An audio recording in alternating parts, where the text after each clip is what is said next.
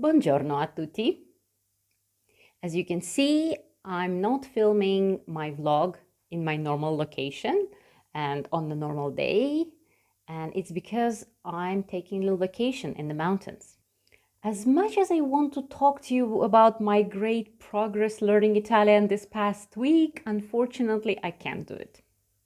I really didn't make much progress in my learning Italian, as at first I had a friend over at my house and then I'm on this little vacation. So I didn't have so much time as I had lots of activities that took up my days. But I want to tell you a story that happened to me on this vacation that I think can illustrate the process of learning a new language. On this holiday, I got to try something I haven't done before, and that is going on a sup. By the way, doing things that you haven't done before, it's very good for your brain. For once, it takes you out of your comfort zone, and also it creates a new neuron connections in your brain. So we went to the lake and I was very excited to try it, as you can see in this picture. I imagined gliding on the surface of the lake. It's like almost like walking on water. So we get to the edge of the water and I put my sup there on water and I step on it and I push with my oar and it doesn't move. I try again and it doesn't move. This is a picture that happened right before what happened.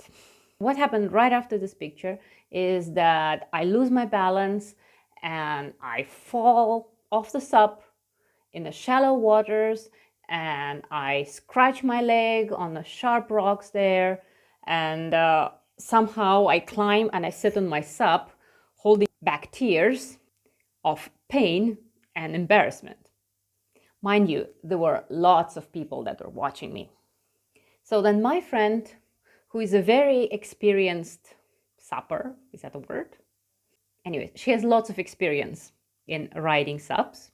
Even though she was standing on her feet, she sat down on the sup, she took her oar, and she slowly showed me how to do it sitting down. So that's what I did. Following her example, I did it slowly, and that's how I started learning how to go on a sup. Then later on, I got the courage to stay on my knees. And after some time, I even got to do it standing up, which was, for me, it was an incredible feeling and it was something that I'm proud of my achievement. And I think that it is like learning a new language. You see people speaking it and you want to try it, and then you make a fool of yourself in front of all other people and you feel like giving up. And then hopefully you'll find somebody who can show you how to do it step by step, just like my friend did.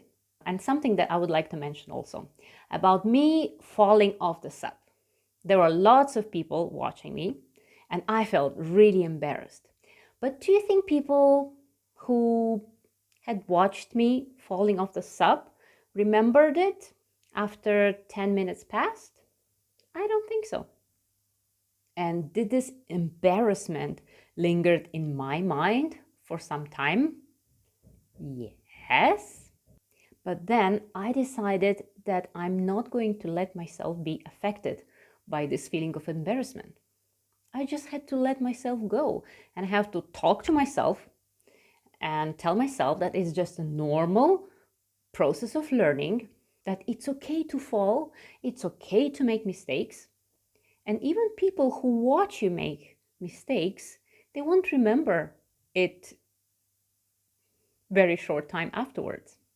So what I needed to do then, and what I suggest you do if you feel embarrassed when you speak a foreign language, is to allow yourself to be imperfect.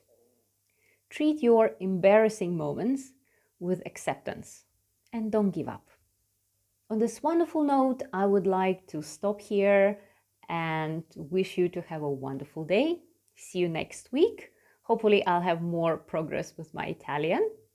But in the meantime, whatever you're learning to do, don't give up and treat your embarrassment with acceptance. Ciao! Bye-bye!